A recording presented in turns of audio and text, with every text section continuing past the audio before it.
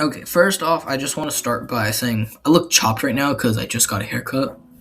Okay, time to start. So, I fell in love with cubing a while ago. I remember being a tiny child, loving the Rubik's Cube. However, I've not taken improvement that seriously, and just been grinding solves, and so far that's been going good, but not anymore. I want to improve at a great pace, and that great pace needs some changes. So, because 2026 is a new year, I want to be a great all rounder while maintaining top grades and keeping up with extracurriculars. Like, a few extracurriculars I have is martial arts. I'm in training for and being an instructor, and I'm also in training for 3D Design Club president at my school. And then, yeah, cubing also. So, my next competition is PBs and Palisades in 2026, obviously, which is in February. It's in Pennsylvania, which is a different state than I am in, but yeah, it's close enough. So the events I'm gonna do are 3x3, 4x4, clock mega, and cube. Like I said, all rounding, that means doing all the events.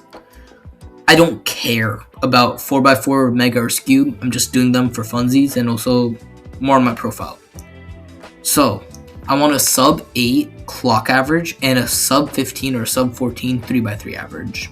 I can easily make cutoff for 4x4 if I don't practice from now until then, but yeah.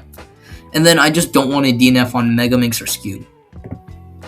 So, as you notice, I've been posting benchmarks for a few events, like 2 through 5, Pira, Clock, Squan, and then OH. So, that's just to show my current progress, and I'll post a few more every few months to show how much I'm improving and is this working or not. So currently these are the times I'm at, but like looking at them, wholly bad except like a few. So 3x3 I average 15, 2x2 5, I gone worse, like I used to be sub 5. 4x4 I'm like sub 105. I've been getting a lot of sub 1s, but not 100% of the time.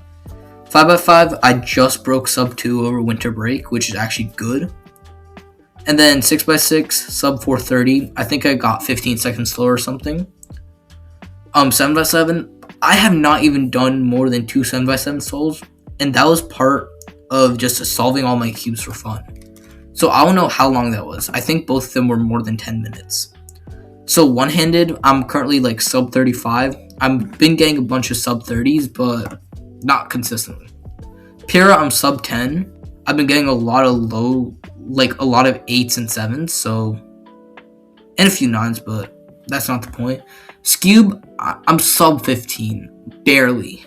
Like, barely sub 15. Like, I'll count myself as sub 15, but I have a garbage Skewb and I don't really care about Skewb. So, I'm sub 9 at clock. Just recently got sub 9. Square 1, sub 40. I'm learning a few algs, but not really that many and not really trying that hard. And then Megaminx, I'm averaging 2.5 minutes. Because, like, why? Holy bad look ahead. And just, I hate look ahead. Okay, and now these are the times I just want to get before September 2027. My bad. Okay, my phone. Not my phone, but my laptop is. Okay, so these are the times I want to get before September 2027. But why September 2027 specifically? This is when my busyness will reach a peak level and I'll not be able to cube as much. So I'll just lose all my progress. So I want to get as good as possible. So I don't lose. It'll be at a point where I'm actually happy with what I'm doing with my speed.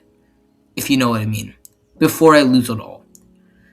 So 3x3 sub 10. Like sub 10 is just a dream barrier, I guess. 2x2 sub 3. That's like learn CLO, grind.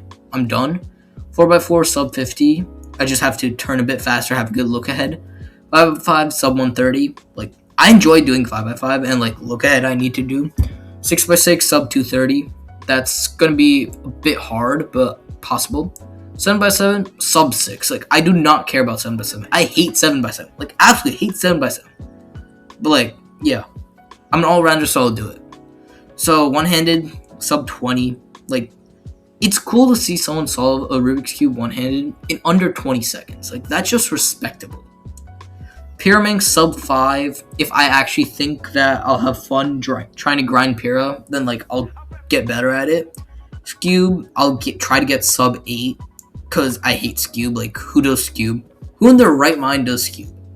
Clock, sub 6. Like, hopefully lower. Like, hopefully sub 5, sub 4. If I decide to grind 7 simul. Squan, sub 10. Like, sub 10 on Squan is just better than sub 10 on 3x3 in my opinion. Because Squan is, like, so much harder and, like, so many more algorithms. And then Megaminx, sub 1 minute. Like, 1 minute is just, like, good. So, like, this year, I'll break it down. So, here's what I want to get this year.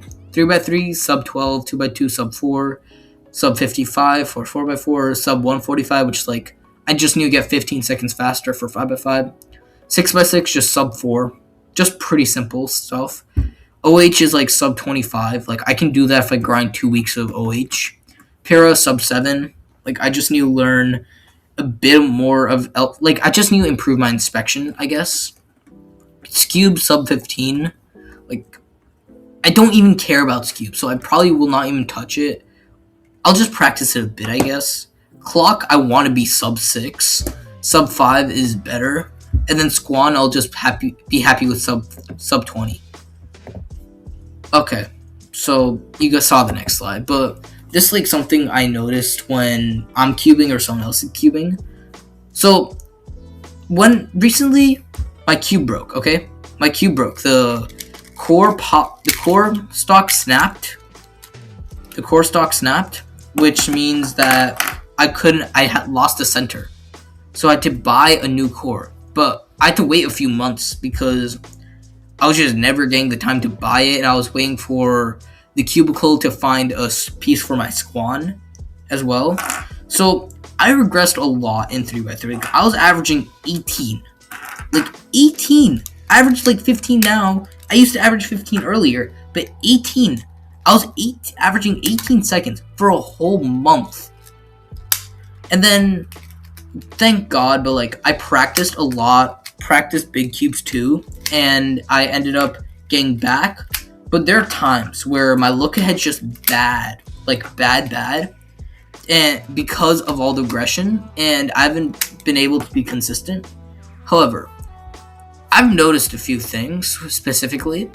So, when you switch a method, okay, first I'll start off with an analogy. So, like, you know the saying where people are, like, when you're sick, you know the saying that you get worse before you get better?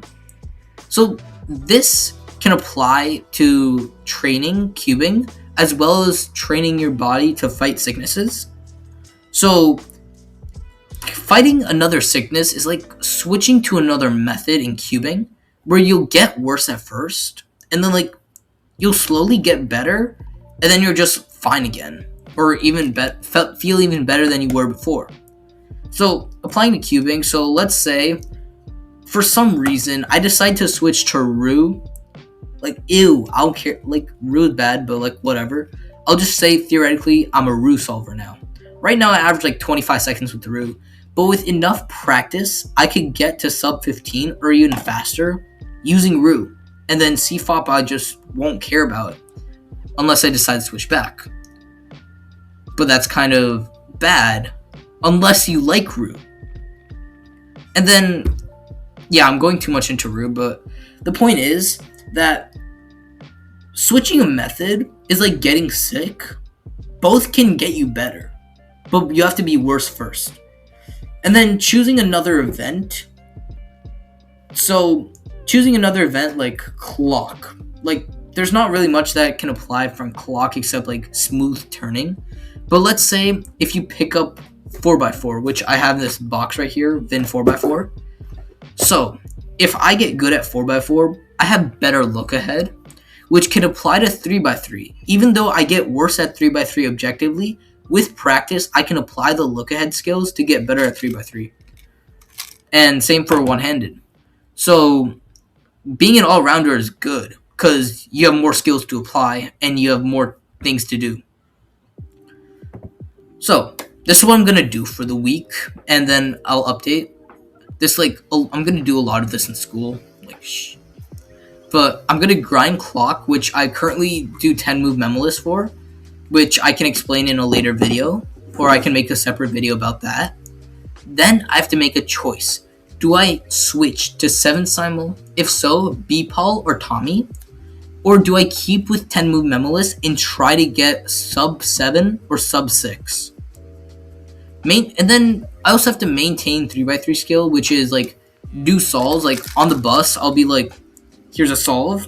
And then I could also drill inspection because I've been watching a bit of Caden Lee and Maddie's interview with Brandon True. And then I also watched Dylan's video today, so I have to do a lot of look ahead inspection practice. And then I just find 5x5 and Squan fun right now. So I'll do Sol, and then for Squan, I'll just drill CO and EO, which I don't have fully down. I just have to work into my muscle memory. So there are 3 reasons why I'm making a video like this. So I've been starting to watch Brandon True almost since he started his CCT training, and I saw the results. He used to average 13, now he averages high 9, and I want good results. Okay, I want good results. You can't blame me as a cuber. So I'm inspired by him.